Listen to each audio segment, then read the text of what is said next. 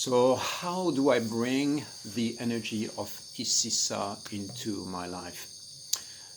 Number one, I have all around my temple lots of mantras written. So those are very specific codes. In that case, for instance, the mantra that I was singing earlier, which goes like Isisaya Vivaya Isisaya Jaya. This means Isisaya come to life, victory to Isisa. So what this means is like, may this force permeate my field.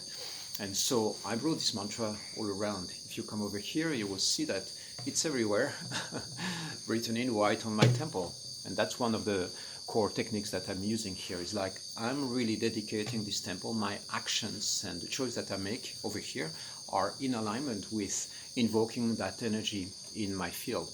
Technique number one. Technique number two, you see I'm sitting on my drum over here on my nice darbuka, and I'm singing this mantra actively. Technique number two. Technique number three, it's internal meditation, using this mantra, also repeating it internally. Technique number four, communicating with the world the way I'm doing right now. It means that I'm dedicating my time and my message and my audience and my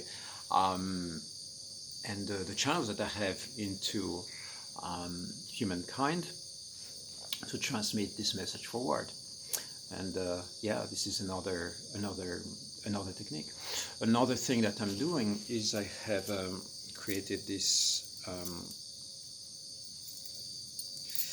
necklaces. Here we go. This is one of the, as you can see, the key of life, or the Ankh cross, right? The Egyptian cross, the Ankh cross, key of life. And I'm offering initiations within that field. It means that I take people who are ready, and then we do, series of initiations. It might be a 1-2 days immersion, or it can be just a conversation that we are having. And I give you one of these necklaces where you can start activating that energy in you. There is more that I do in terms of initiations as well with that, related with Isis. This is not just one mantra, or it's a series of practices, release. We go into the jungle, into the forest nearby, and it's really purely magical. And something else that I'm doing, it is that I'm consciously checking in and aligning my actions with what I feel is my highest possible potential.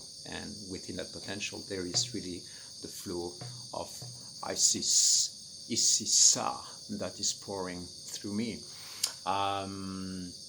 Something else that I'm doing is like, I'm constantly exploring and using my creative power to manifest new mantras. So I have a little book over there, which is like 250 pages of invocations and codes, and those are prayers, they are mantras, they are words of power that I'm creating using a mix of Latin, Spanish, French. It's words that are very precise. For instance, when I say the word illumina, illuminame, illuminame, see that it has a connotation in Spanish.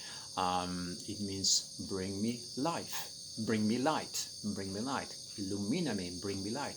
Illumina, Isisaya, illumina. It means, please, Isisaya, bring light. Amoraya, illumina, Isisaya, bring the light of love. Isisaya, Amoraya, Isisaya, Jaya.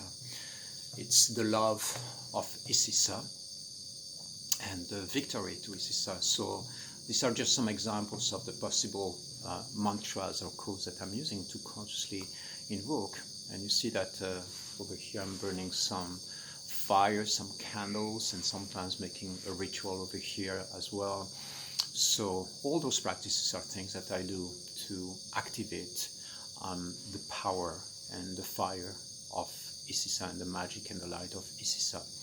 And of course, within the embodiment, all that can turn into a dance. For instance, if I go like Isisaya Vivaya Isisaya Jaya, Isisaya Vivayam, Isisaya Jaya.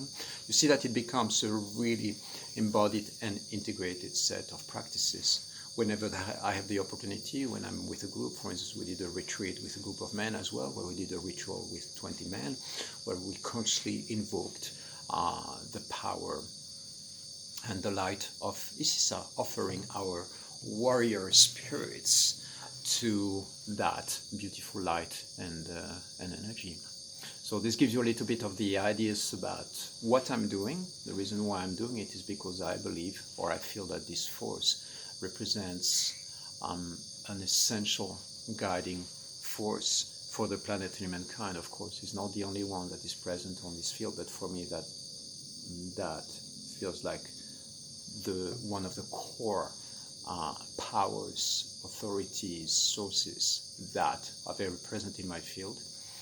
And if you are feeling something like that, I want you to know that this is real, okay? This is intuitive research. We are exploring the realms of spiritual consciousness. And trust, have faith, follow your guidance. There is magic behind all that. I love you.